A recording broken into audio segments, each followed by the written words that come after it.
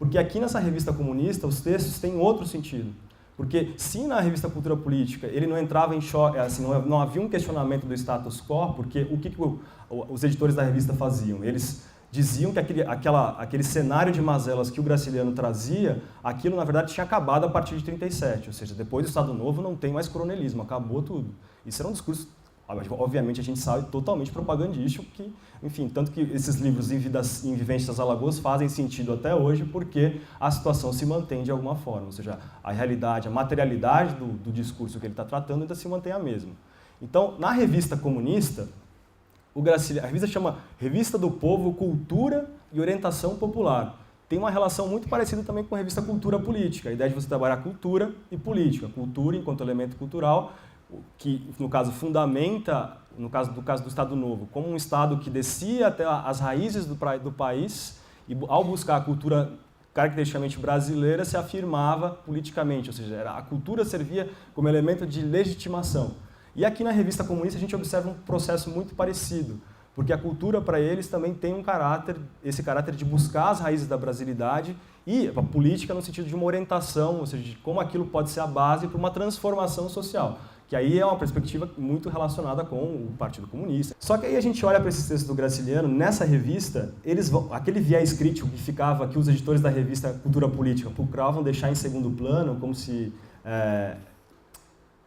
enfim, eles disciplinavam o sentido. Aquela crítica que estava ali é como se ela não existisse, como se o Graciliano estivesse falando de um passado que não existisse mais. Aqui na revista comunista, pelo contrário, fica ressaltada a atualidade dos textos, ou seja, como que o Estado Novo, durante todo esse tempo, enfim, contou uma grande mentira. Ou seja, aquilo que o Graciliano falava, as críticas que ele fazia ao clientelismo, ao coronelismo, elas se mantinham vivas e muito fortes. Então aqui a crítica ao status quo aparece de maneira bem direta e bem incisiva. Só que também aqui o texto do Graciliano não se encaixa muito bem. Por quê? Porque ele trabalha ficcionalmente, de maneira inconclusa e alegórica, ele está muito longe daquele realismo socialista ou coisas do gênero, e os textos da revista, em linhas gerais, são textos doutrinários. Então, ele acaba também sendo uma espécie de linha de fuga nessa revista também. Então, mas os textos produzem uma leitura, assim, podem ser lidos de uma maneira completamente diferente. Aqui eu trago um trecho da revista, uma imagem, na verdade, da crônica, uma crônica chamada Dona Maria, publicada nessa publicação, e para daí chegar no livro Viventes das Alagoas, que é o livro póstumo, que foi publicado em 1962, um trabalho da Heloísa Ramos, do pai do Ricardo Ramos, e do James Amado. A iniciativa de compilar os textos do Graciliano que tinham como lugar discursivo o Nordeste brasileiro. E aí o título aparentemente, pelos relatos que dizem da época, foi sugerido pelo Jorge Amado, Viventes das Alagoas. O termo viventes, ele traz uma certa ideia de animalização, porque vivente pode ser qualquer ser vivo, não necessariamente um ser humano.